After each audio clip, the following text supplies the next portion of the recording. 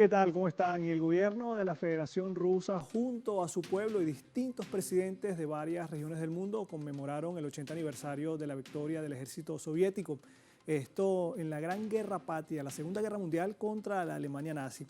En medio de una Europa devastada por el régimen dictatorial de Hitler y donde los aliados resistían la guerra, sin duda alguna, el país que más sacrificio y esfuerzo presentó para lograr la rendición total de Alemania fue la Unión de las Repúblicas Socialistas Soviéticas, la URSS, un hito alcanzado el día 9 de mayo del año 1945, hace 80 años. Aunque Occidente, encabezado principalmente por Estados Unidos, intente minimizar este hecho, el pueblo ruso en la actualidad recuerda esta fecha y reitera su lucha contra las nuevas formas de fascismo surgidas a partir del actual gobierno de Ucrania, nación que ha sido usada por las élites imperiales para tratar de destruir la unidad del pueblo ruso y con ello también el surgimiento del mundo multipolar. De este tema estaremos hablando en la actual emisión del mapa.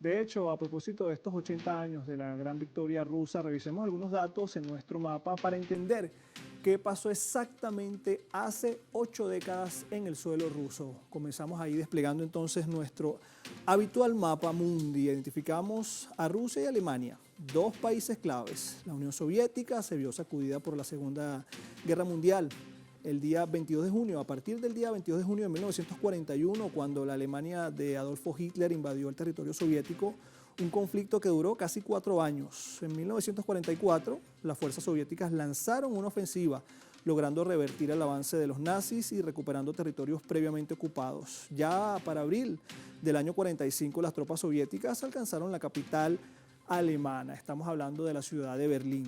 La ofensiva tuvo lugar del 16 de abril al 8 de mayo del año 1945 y es una de las últimas batallas estratégicas de las tropas soviéticas en el teatro europeo de operaciones militares. El Ejército Rojo había entrado en Berlín, lo que llevó a la rendición incondicional de Alemania.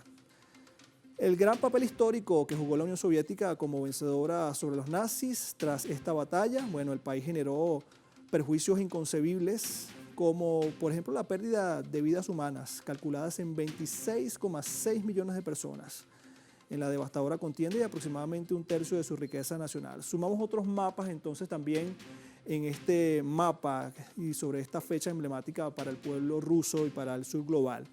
El 9 de mayo efectivamente del año 1945, la población de la Unión Soviética logró poner fin a la Segunda Guerra Mundial.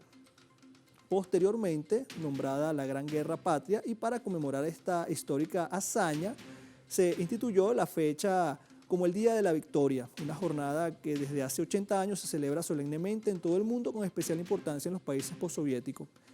El Día de la Victoria se dedica a honrar a los defensores caídos y a rendir también homenaje a los veteranos de la guerra, tanto a los vivos como los que han ya fallecido. El primer desfile del Día de la Victoria fue celebrado un día 24 de junio del año 1945, 4 años después del inicio de la invasión alemana a la Unión Soviética, y a partir de entonces los desfiles del Día de la Victoria se convirtieron en una tradición en la Unión Soviética y también en la Federación ahora rusa. En la actualidad, estos desfiles en las diferentes ciudades de Rusia no solo son una muestra de patriotismo y de conmemoración, sino que también sirven como un recordatorio del sacrificio de aquellos que lucharon por la victoria durante la Segunda Guerra Mundial.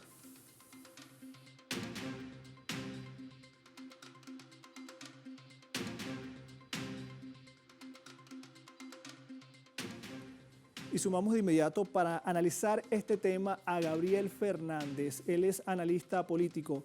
Gabriel, bienvenido a la pantalla de Telesur. ¿Cómo te va?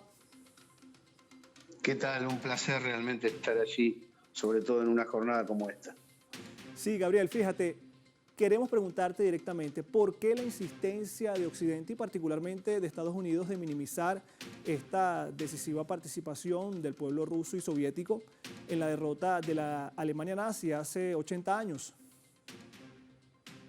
Bueno, seguramente porque la historia es política y la política presente es historia que se está construyendo. Es decir, cada uno de los protagonistas intenta sacar ventaja de la presentación que hace de su historia ante el mundo con el objetivo de diseñar una suerte de leyenda rosa en beneficio del partícipe. Esto es lo que vienen haciendo los medios concentrados occidentales, que tergiversan el tramo de la historia desde la mitad de la Segunda Guerra en adelante, que permitió la eliminación del mismo. ¿Y por qué lo hacen? En buena medida porque, por supuesto, que realza al pueblo ruso, que además es motor de la nueva tripolaridad, y por otro lado, que a los Estados Unidos y a la Organización del Tratado del Atlántico Norte, que es una entidad posterior, como autores, y esto está apuntalado por una gran obra fílmica hollywoodense, de la derrota de los alemanes con sus aliados japoneses y con sus aliados italianos en el segundo tramo de un conflicto que ya había arrancado con la Primera Guerra. En ese momento es importante señalar que las potencias del eje, lideradas por el gobierno alemán, lo que intentaron fue hacerse un lugar en la pertenencia de colonias, hacerse un lugar en la decisión internacional, y a partir de allí dieron con intensidad a Polonia y con posterioridad al resto de las naciones circundantes, hasta que tuvieron que recalar sobre la Unión Soviética.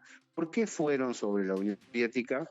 Lo que además fue un error estratégico muy profundo de Adolf Hitler, fue básicamente por las zonas petroleras. Supusieron que con la Blitzkrieg y con los avances tecnológicos que había logrado en materia ofensiva el ejército alemán, iban a lograr vencer al conjunto de las fuerzas aliadas. No lo lograron, entre otras cosas porque las fuerzas aliadas tenían otros elementos técnicos desplegados en ese periodo que sorprendieron a los alemanes. Entre otros factores, los radares. El radar fue determinante para de las fuerzas coaligadas. En esas fuerzas coaligadas, donde pertenecían, claro está, naciones como la Unión Soviética, los Estados Unidos y sus aliados occidentales, lo que había era la determinación de impedir que Alemania se expandiera, impedir que el nazismo pasara sobre Europa y sobre otras zonas del planeta, y tratar de equilibrar la situación internacional. Esto no fue posible, y lo que se logró fue un freno a la Alemania nazi y la reapertura de un conflicto que latía por debajo, que era la lucha de los pueblos organizados para instalar el socialismo, modalidades más justas de distribución interna. Ahí es donde los Estados Unidos dejan de lado el sentido coaligado de avance y empiezan a golpear por debajo la imagen de la Unión Soviética, de otros países cercanos que dijeron: esto no puede ser, y a partir de aquí ponemos toda nuestra garra, nuestra inteligencia, nuestro coraje para poder enfrentar a aquellos que pretenden sojuzgar el conjunto del planeta.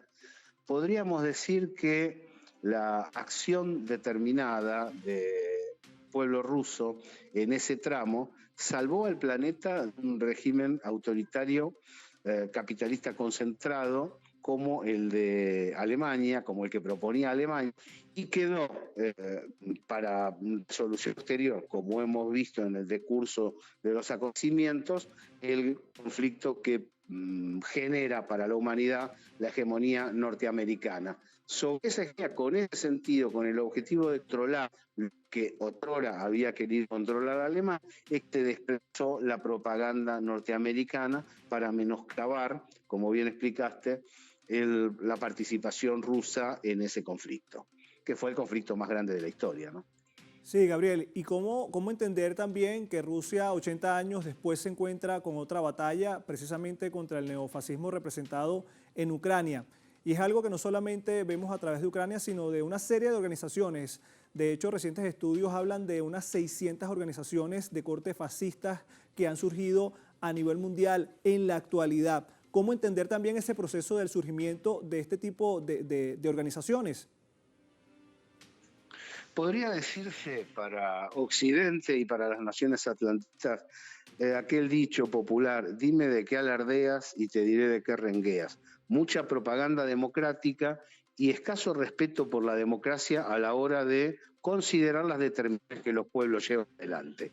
Eso, como todos sabemos, y los latinoamericanos conocemos desde hace bastante tiempo, la Central de Inteligencia Americana, las organizaciones de seguridad y de defensa del país del norte, cooptadas por las grandes corporaciones financieras y armamentísticas, han llevado adelante acciones netamente violentistas, intenciones bélicas y ataque a la soberanía del resto de las naciones a la usanza nazi para pasar a controlar el panorama internacional. Ahí es donde se desdice la propaganda estadounidense acompañada por sus aliados europeos, según la cual ellos fueron los que doblegaron a los alemanes. A decir verdad, una buena parte de esas naciones participaron en ese conflicto y en el parate para Alemania, pero la que dio el golpe final con una intensidad inesperada para los germanos fue la Unión Soviética. Y esto 80 años, ¿no? Se traduce en el tiempo. Hoy nosotros acabamos de hacer una conexión con la Plaza de Moscú muy interesante.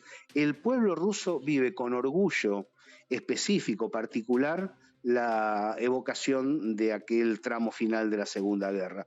No es que se trata de una fecha histórica que merece ser recordada y que por lo tanto hay un desfile. Es parte de la esencia misma de la configuración que tiene hoy el pueblo ruso, independientemente de tal o cual gobierno. Aunque claro, como está llevando adelante un proceso de autonomización y de independencia relacionado con los BRICS, tiene un vital significado, porque así como en el día del cierre de la Segunda Guerra Mundial, que dirigen a los acuerdos de Bretton Woods, en aquel entonces Rusia ratificó su determinación de avanzar según sus propios preceptos, hoy Rusia hace lo mismo, más allá del modelo al cual se aplica la batalla. Rusia es una nación con más empresa privada, con más diversidad política interior, pero mantiene esencialmente el espíritu que llevó a evitar ser arrasada por los alemanes y que determinó el fin de la Segunda Guerra Mundial. Esta es la historia que está hoy limpiando ante el mundo el pueblo ruso, y mientras observamos las imágenes del presidente Vladimir Putin contándole a las nuevas generaciones qué es lo que realmente sucedió. Porque, y volvemos al comienzo, la historia es política y el que maneja la historia, en cierto modo, brinda un panorama presente según su necesidad. Gabriel Fernández, muchísimas gracias por compartir estas impresiones para la pantalla de Telesur. Será hasta la próxima. Teníamos entonces a Gabriel Fernández vía telefónica, pero vamos entonces, antes de ir a la pausa, vamos a la escala.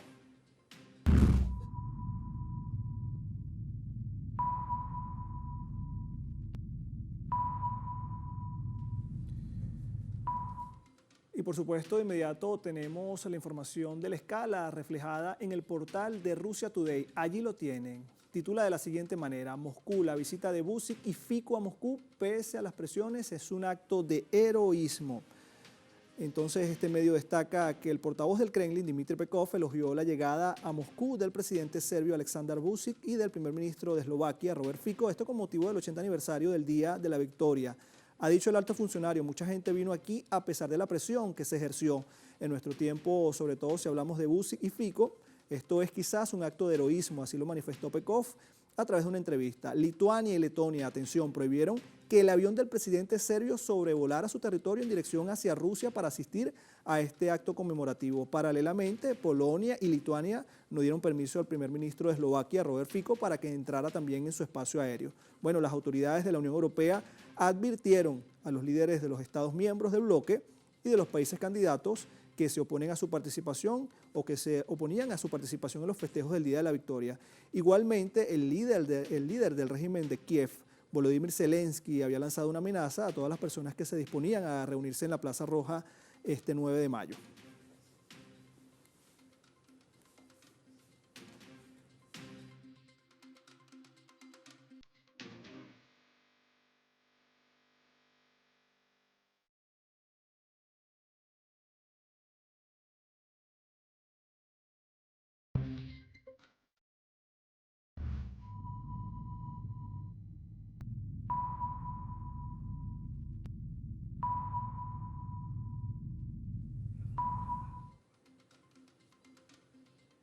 gracias por continuar con nosotros en esta emisión del Mapa. Sumamos la foto del día. Esto en el marco de la conmemoración de los 80 años del Día de la Victoria.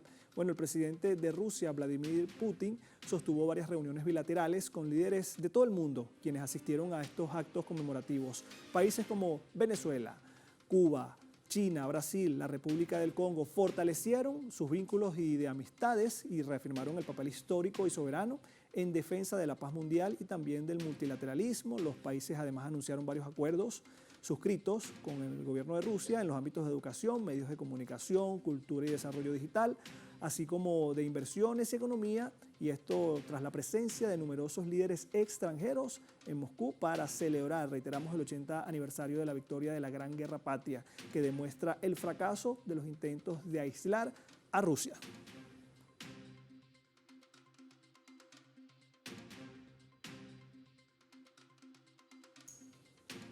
Y seguimos ampliando este tema de inmediato con el periodista y colega Rafael Machado. Él nos acompaña desde Brasil. Rafael, bienvenido a la pantalla de Telesur. ¿Cómo te va? Muchas gracias, siempre un honor estar con ustedes.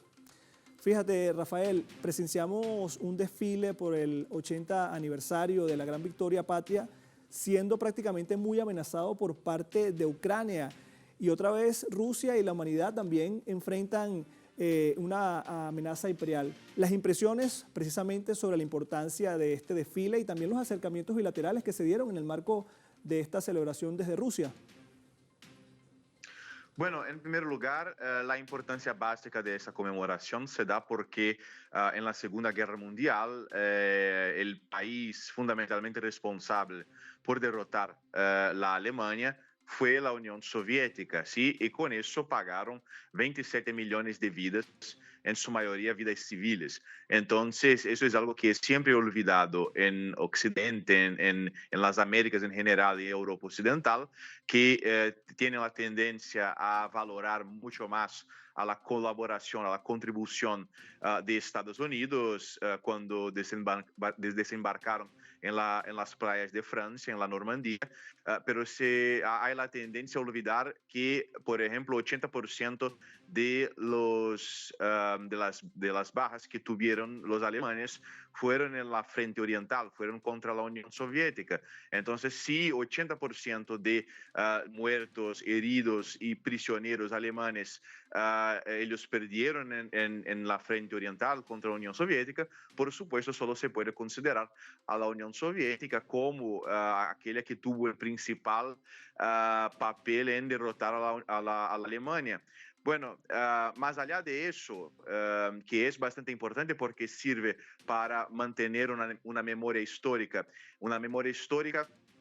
para los rusos principalmente hoy, porque en aquel momento los alemanes querían destruir a Rusia, a Unión Soviética, a los rusos específicamente, y destruir en un sentido absoluto del término, ¿sí? No solo su Estado, pero también a ellos en cuanto pueblo, ¿sí? A través del exterminio, del trabajo forzado, de las expulsiones de su territorio, de su casa, etc.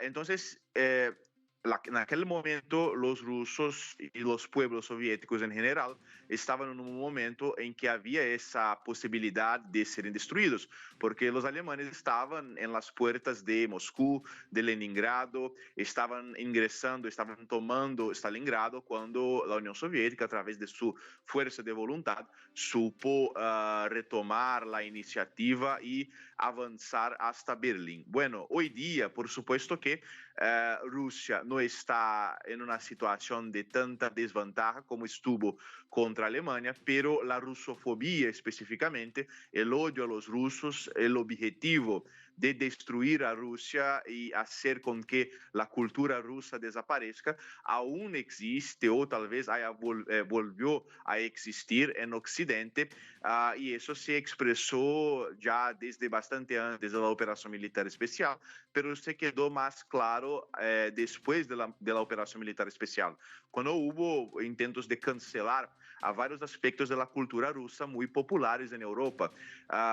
Apresentações de ballet, apresentações de ópera, por exemplo, ou classes sobre Dostoiévski, etc. Se tentou apagar absolutamente tudo que tinha que ver com Rússia, basicamente a causa desse ódio ao russo como algo ameaçador, como uma ameaça tirânica, etc. ¿Sí? Entonces es mensaje al mundo no sentido de que os russos não vão doblegar-se, não vão someter-se a esses intentos de fazer o cancelamento de sua cultura e de seu pueblo.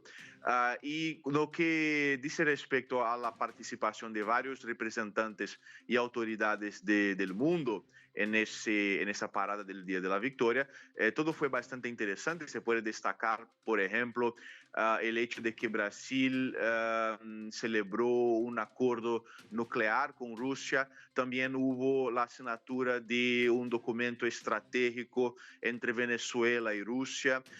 E, por supuesto, também há charlas bilaterais entre outros países, não só de Rússia com esses países, mas também de esses países entre si mesmos nesse evento, que é um evento que de algo que era puramente russo, sí, en su origen, se cambió hoy día en un evento de celebración de la multipolaridad y de la libertad de los pueblos. Sí, Rafael, antes de continuar con esta entrevista, te propongo entonces que revisemos de inmediato nuestra leyenda.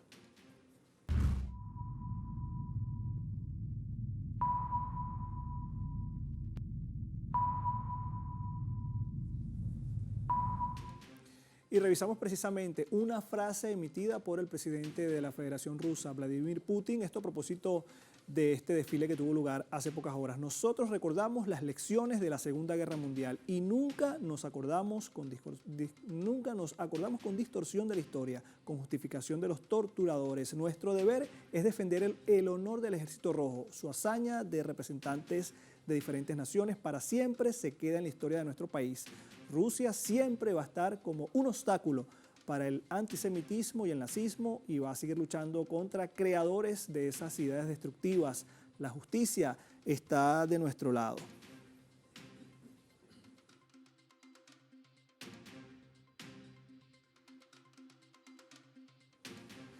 Rafael, y como bien dice el presidente de Rusia, la justicia está de nuestro lado, pero también hay países del sur global que piden nuevas formas de relacionamiento multipolar. ¿Consideras que en esta ocasión el mundo del sur global está en una mejor política o en una mejor posición política que desde hace 80 años, incluyendo por supuesto a Rusia?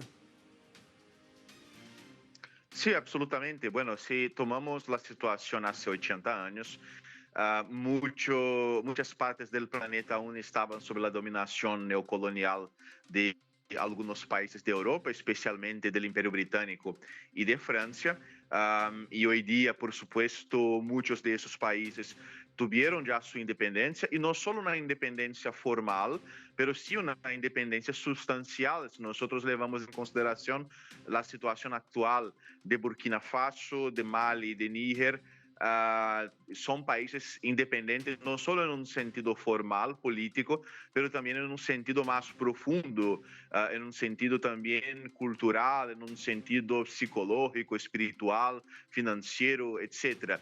Si tomamos, por ejemplo, la situación de nuestra América, ese periodo que va desde el fin de la Segunda Guerra Mundial hasta 20 años después, 30 años después, fue un periodo bastante complejo para nosotros porque es el periodo en que Estados Unidos empieza a influir cada vez más en nuestra región, ¿sí? Entonces es un periodo que vio la implantación de muchas dictaduras militares organizadas por la CIA, por el Deep State de Estados Unidos, y hoy día, aunque la situación en nuestro continente tenga sus problemas, haya también esa gran influencia que vuelve de Estados Unidos en una nueva doctrina Monroe, existen focos de resistencia que supieron resistir a todos los tipos de intervención e intentos de golpe de Estado y todo más.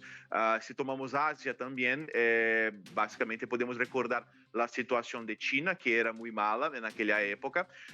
China empezaba en aquel momento a ingresar en una guerra civil después de la expulsión de los japoneses. Y hoy día China es básicamente la gran potencia mundial, el país más importante del mundo hoy. India también aún estaba sob el control del Imperio Británico. Y hoy día es un país que es miembro de los BRICS, por supuesto con sus problemas y contradicciones, pero es un país que intenta construir su propio camino. Entonces pienso que el mundo hoy, y sin olvidar Rusia, por supuesto, que aunque haya salido victoriosa en la Gran Guerra Patriótica, perdió tanta gente que en verdad empezó la Guerra Fría ya con una serie de desventajas en comparación con el occidente, sí tuvo que ir atrás de una lucha para intentar garantizar su proyecto político en una situación en que su país estaba completamente destruido. Y hoy día Rusia, nosotros sabemos, vive una especie de renacimiento político, cultural, económico, también espiritual, y en todos los otros sentidos. El pueblo ruso hoy día tiene bastante orgullo de su país, de sus tradiciones, de sus genios históricos, etc. Entonces, pienso que hablando desde de nuestra América, hablando también sobre África, Asia y también Rusia, hoy estamos en una situación en que podemos de hecho poner en práctica la construcción de la multipolaridad, lo que no fue posible en otros momentos del siglo XX. Rafael Machado, muchísimas gracias por compartir estas impresiones para la pantalla de Telesur y para el mapa. Será hasta la próxima. Y por supuesto a ustedes vamos a invitarles a los vectores entonces.